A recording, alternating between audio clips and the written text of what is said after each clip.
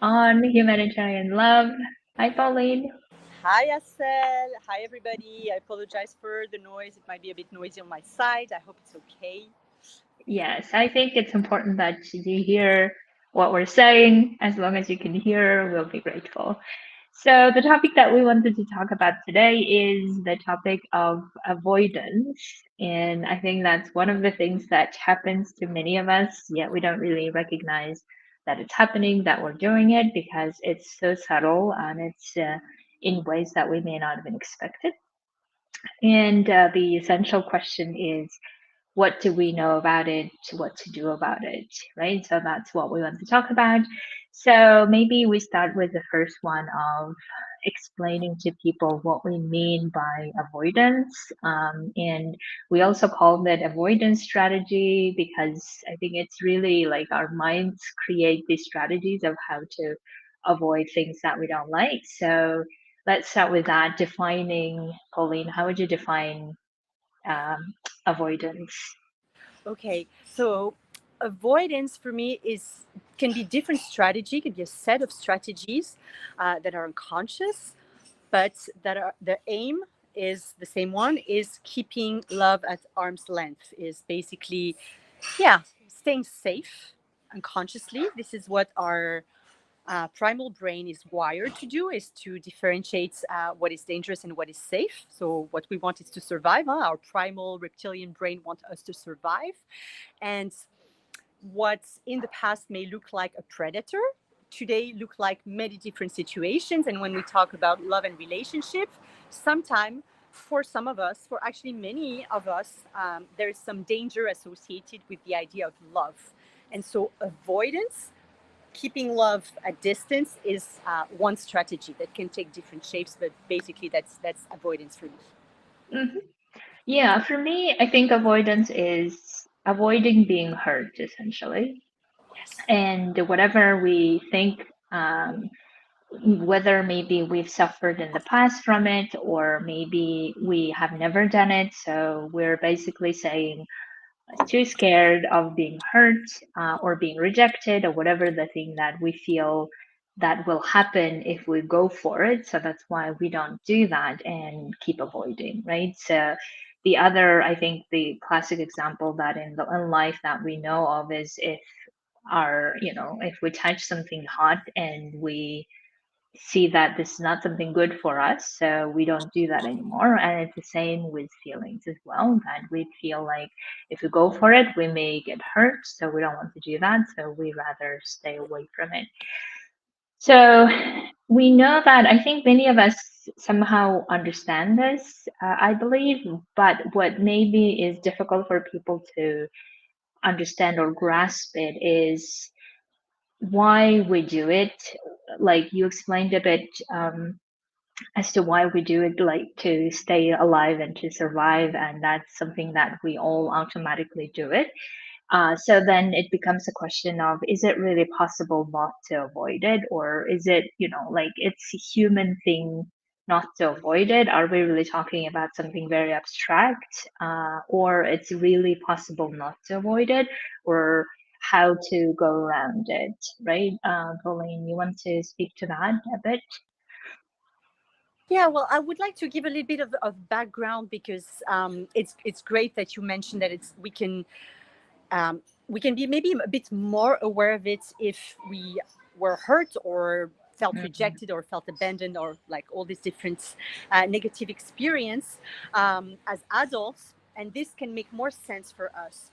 But for many of us, the fear we have around love, around intimacy, around being close to someone, actually, for many of us, for most of us, it comes from when we're much younger. And so this is Mhm. why it is, for most part, unconscious. So I wanted to explain briefly the theory of attachments, the attachment theory, without going too much into the details, but just explain that the idea is like how we attach to our parents or caretakers Mhm. before we were 18 months old. So when we're a baby, pre-verbal and or when our brain and nervous system are not fully formed, we are completely dependent, right? We are depending for our survival, for our real survival, on the people who are supposed to love us the most, our parents or caretakers. And if at some point our parents or caretakers are not able to meet our needs, are not meeting our needs, or we perceive they are not meeting our needs, physical or emotional needs, they can be some breach in our brain, in our nervous system that, ooh, being close to someone is dangerous. And Mm. so this is really important because it affects, if we look at, I'm going to talk about the avoidance attachment style that is about 25-30% of people. So it's a lot. So I would say more than half of the people that don't have a secure attachment. Secure meaning we feel safe to attach to someone, we feel safe to attach to our parents. So then we feel safe to attach in our romantic relationships. Mm. And so this is a very important theory that can help understand how we behave in our relationship. So without going too much into the details, the key word is how you attached as a kid to your parents or caretaker and how your needs were met or not can have a very big influence on how you relate in your romantic relationships. Mm. And in this theory, there's different styles of relationship, and some people turn out to be have a secure attachments, meaning they are comfortable both with intimacy, with being close to someone. It is not that scary, but they're also comfortable with independence, with being away from their beloved. It's like it's okay. And then there is other people who are more insecure in relationships. And in this group of more insecure in relationship, there's the more anxious attachments, Mm. and then there's a more avoidance. So this is two ends of a spectrum, but the cause is the same thing. Is that probably as children, there was some insecurity around being close to someone that is being brought up as in the adulthood in romantic relationships. Um, and I can go on. I don't know if you want me to go and explain a little bit more the attachment of avoidance, because I think I want to make the connection with the humanitarian world and how maybe Mm. this style can be more represented, can be more Mm. seen in the humanitarian world. Mhm. Yeah.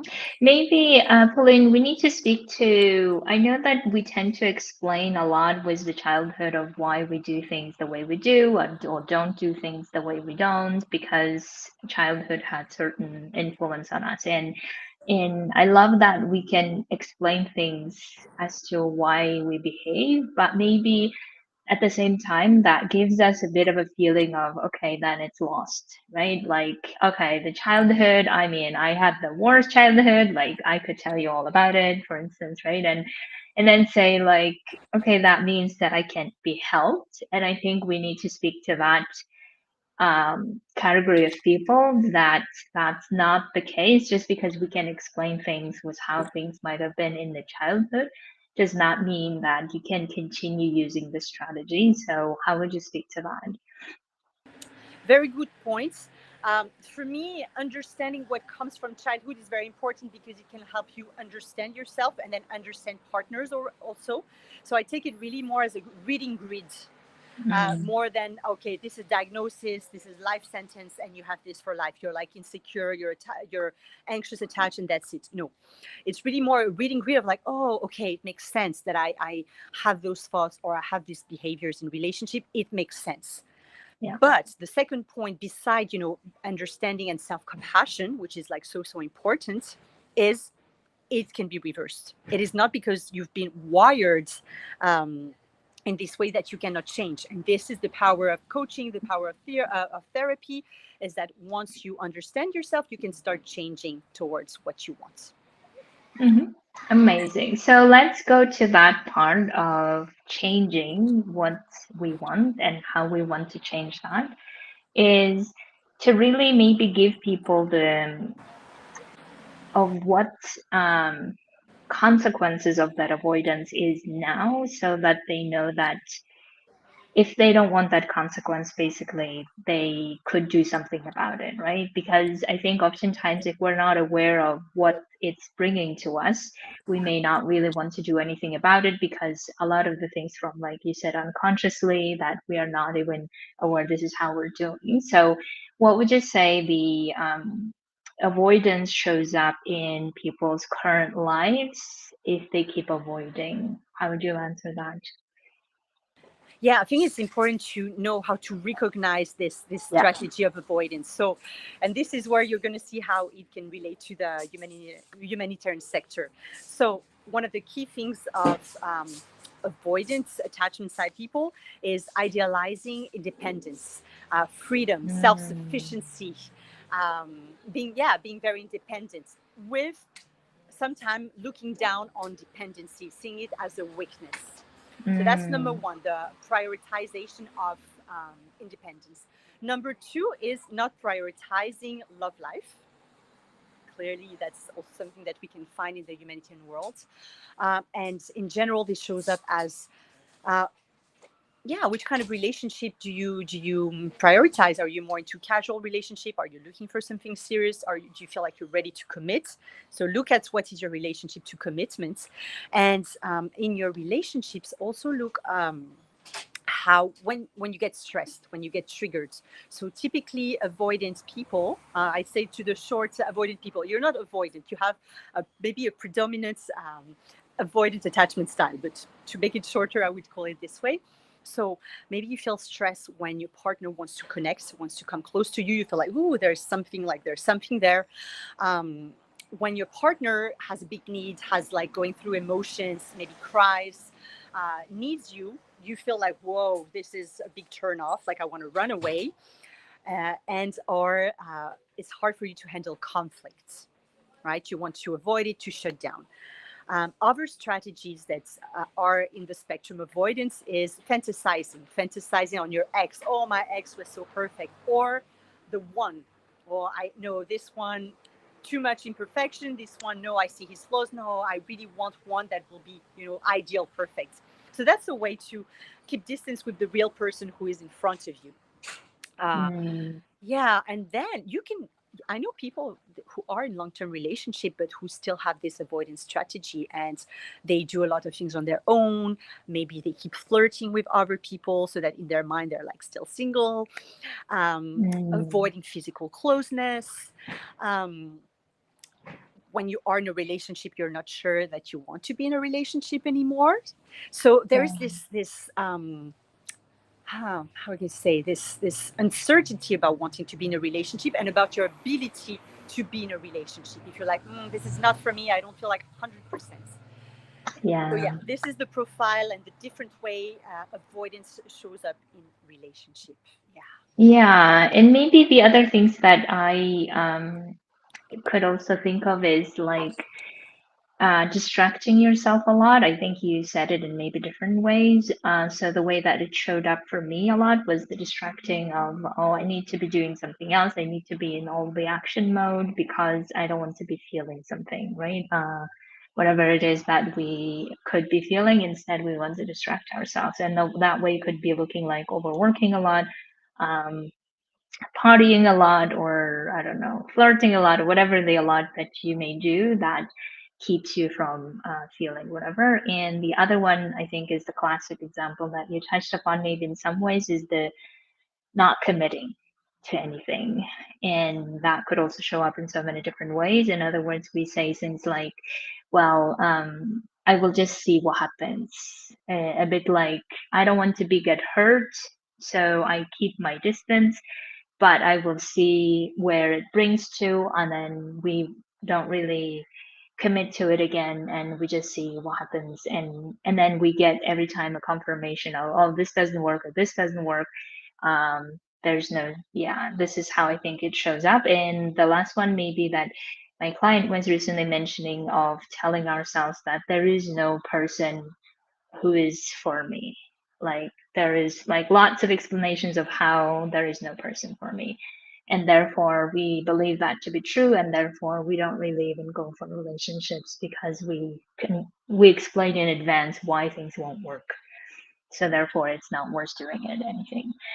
So, yeah, so having said that, the consequences, or the way that you recognize what's happening for you or in your life, then the question becomes, if you don't want to keep having that consequences that Pauline mentioned, that I mentioned, then the question becomes what you can do as of now currently, what would you say, Pauline? What can be done about all the things avoiding? Okay, so may I say one thing before jumping Yeah. into the solution? Is just because we're talking to a humanitarian aid worker audience mostly, that to see that I don't have an answer to that, but this is an open question. Like, is it because we work in the humanitarian sector that we value independence, that we work so much, that we create this space between us and relationship, and for some of us, not all of us? Mm, Or is it because there is this unconscious long-term fear around love and intimacy, that we go into this job? Cannot be the only motivation, of course, but I think yeah. it's an interesting topic that there is no, I didn't find any research on that, but how the sector in which we work on, that values very much independency, shutting down our needs, not being very connected to our emotions, like the profile, if we make a caricature, of how we have to be in the humanitarian sector, Yeah. looks a lot like the profile of being avoidant in relationships. So I think it's interesting to look at that if you are working in this sector of, like, okay, taking a look at your love life and relationship, and if you're struggling with, like, seeing, um, and then yes, maybe we look at the solution now of what can be done. And after I said that, so first thing for me is awareness, raising the awareness around your actions, your behavior, and your thoughts in relationship. Noticing, looking for those points that we mentioned. Do you look down on dependency? Do you see depending on somebody else and having somebody else depending on you as a weakness, as something like, ooh, weak and dangerous, and ooh, I'm somehow disgusted by it? Um, um, how are you triggered in relationship? Is it when people come close to you? Is it, do you tend to focus on small imperfections? So looking at the list that we made earlier and seeing if you recognize yourself in that, and then having awareness, like what triggers you in the behavior of your partner. And then when you get triggers, what are your thoughts? What are you thinking of? Do you tend to fantasize on your ex, or on the one, or in the impossible relationship? Like, start investigating, your thoughts about this. Like, could I be avoidant? Like, what would be my strategy to keep love at a certain distance? And then, if you recognize yourself in these portraits, and something that is important is that it is not fixed, it is not determined. You can be a blend of different attachment style. Now, we didn't go into the full conversation about attachment style, but it's just like a reading grid. Okay, yes, maybe I recognize there's some avoidance in me, in my thoughts, in my behavior, and as a result, some impact in relationship. So start having awareness, number one. Number two, start changing some of the narrative. If you have a narrative around the one, um, the idealized ones, maybe start giving people around you a chance. Start focusing on the imperfection. It's really about learning to tolerate love, tolerate relationships that are imperfect with imperfect human beings. Um, Maybe look for somebody who feels secure, who feels comfortable with intimacy, because there's often, maybe now is not the time to go into that, but there's often an attraction between people who are more on the avoidance side, who wants to, stay on their own, and people on the other side of the spectrum that is more anxious, who think a lot about love, who want to be very close to the person, who tend to feel not Mm, worthy. So these two characters, two personalities, tend to attract each other. So ideally, if you're starting fresh, start to look with somebody who feels like comfortable with intimacy, with being close, and yes. So choosing a more secure partner, growing around awareness around your thoughts and behavior, that could be avoidance strategy. Mm, mm, mm, mm, mm.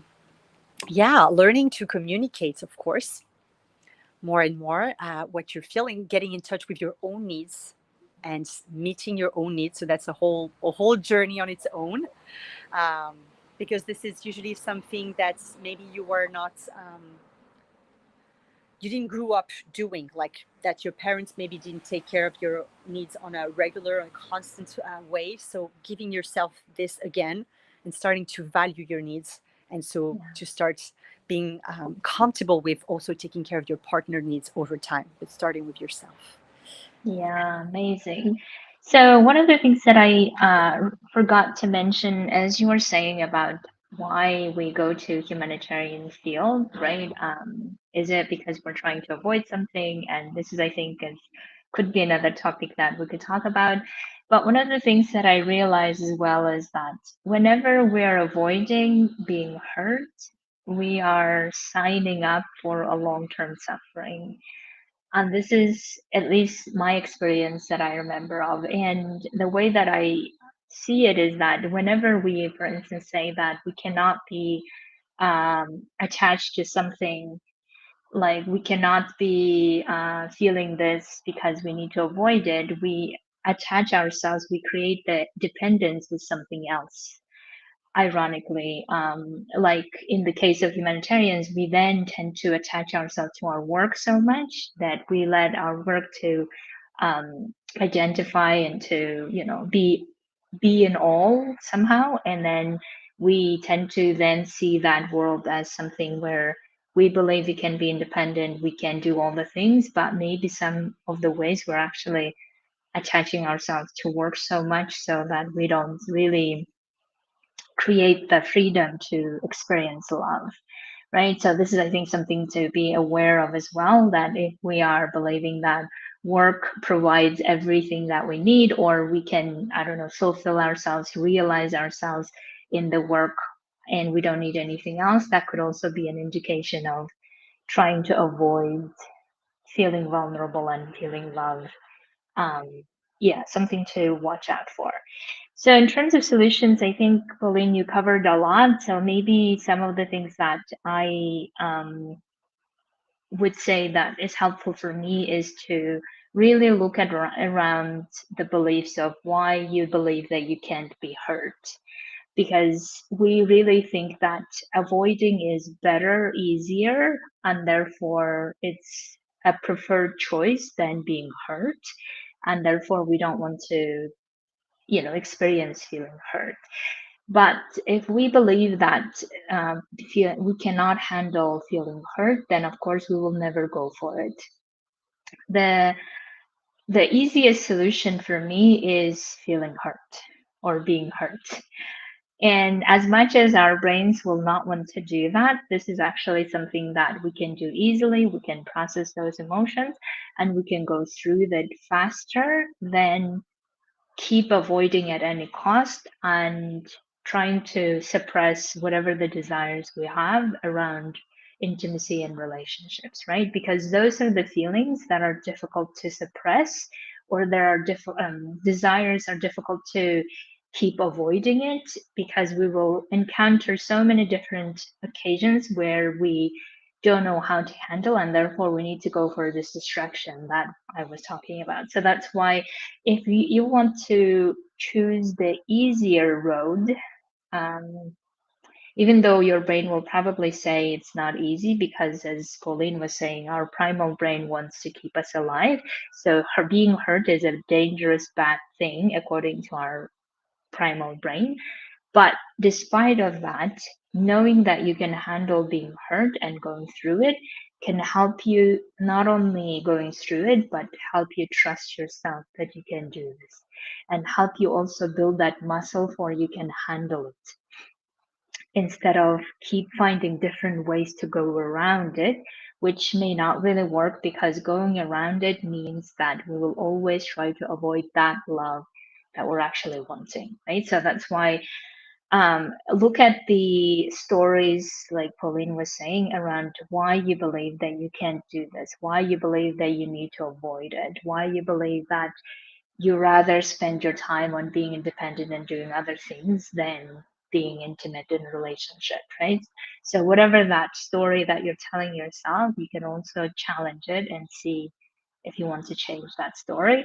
And the more you realize you can be you can, experience being hurt and going to the other side, the more strong you will feel, and the more you will realize, I can do this. I thought I wouldn't be able to survive it, but I was, and I can now be even stronger to explore new relationships that um, I will not be afraid of failing again because I know how to handle that as well.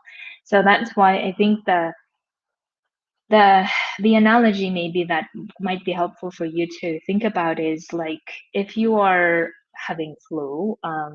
I know that many of us tend to grab the medicine and then get over with, and then like feeling like, okay, now we're gonna go and do all of our things. But we also know that by taking the medicine we are destroying a lot of the coping mechanisms within ourselves, the immune system that needs to fight this whatever is going on, right? So that's why avoidance for me is like taking a medicine and hoping for a quick fix, which we know is maybe a quick fix in the short term, but actually more damaging in the long term, right? So that's why if you don't want to do that, experience feeling hurt. I know it's going to suck, but also it's going to give you the feeling that you can do it. And if you can do that, then you can do many more things and explore new relationships. Anything, Pauline, to that matter? Just to go in the same direction, I like really your analogy of being sick and having a discomfort in your body, a physical discomfort, is the Yeah. same that happens when you are being triggered in relationship, whether you're dating or in relationship. Today we're talking about avoidance, so we're talking about more being uncomfortable with somebody being close to you or you being close to someone. So yes, the work is really to tolerate the discomfort, to start growing awareness. We talk about the thoughts, but it's also happening a lot in the body. But like, ooh, I don't feel great, I feel tension, I feel there's something happening in my body or in my emotions when my partner is coming close or when my date is coming close, and I don't like that. So it's about tolerating this so that you're able to differentiate what is just your old wound, your old fear that is coming from a long time and you want to heal, or it's really a deal breaker. It's really like something Yeah. that you don't want. And I think those two are it's really crucial, yeah, to differentiate this subtlety. And there's some work that you can do by yourself, and all the little ideas that we give into these talks about inquiry of your thoughts and your behavior is great. But if you want to do really deep work, I believe that coaching can also help you to develop this safety in your body, this comfort in your body, no matter what happens, so that you can recognize, ooh, I'm feeling triggered, this is what's happening. And then, okay, how do I move out of it? how do i Yeah. how do I relax over and over again so I can feel safe, even if there is some hints of trigger. So that's, Yeah. yes, that's, I really want to leave, maybe the last thing I would like to leave the audience with is the idea that it's totally possible to change, that even if we were not raised, or if in a secure attachment style, or even if we were hurt in in later relationship, we can always heal it, we can always change it. It is not forever. So yes. Yes, I love that. And I love that idea of we can always influence the outcome that we're wanting, even if creating new relationships. And we can always do that by feeling whatever is happening within our bodies, by healing, like Pauline was saying, and also looking at what are the stories we're telling ourselves around it. And if the story is, I can't do this anymore, we want really to encourage you to look at how you could do it again, but this time maybe learning the lessons of the past, but also knowing that you can actually create whatever the desirable love relationship you're wanting. Just give yourself a chance to do that instead of dismissing it and explaining things away as to why it won't work. Because you can always find explanations for why it won't work, but finding explanation as to how you will make it work could be a very powerful place to be in. And we would love for you to be in that place. Okay. Thank you so much, Pauline. It was great talking to you as usual on these topics. So stay tuned on the different topics that we will bring up And if you want to bring up your topics as well, so let us know. Or if you want to be coached on this or any other topics that we're covering, so you're welcome to let us know as well. So until then, stay safe and start opening yourself up to love relationships. Thank you. Bye.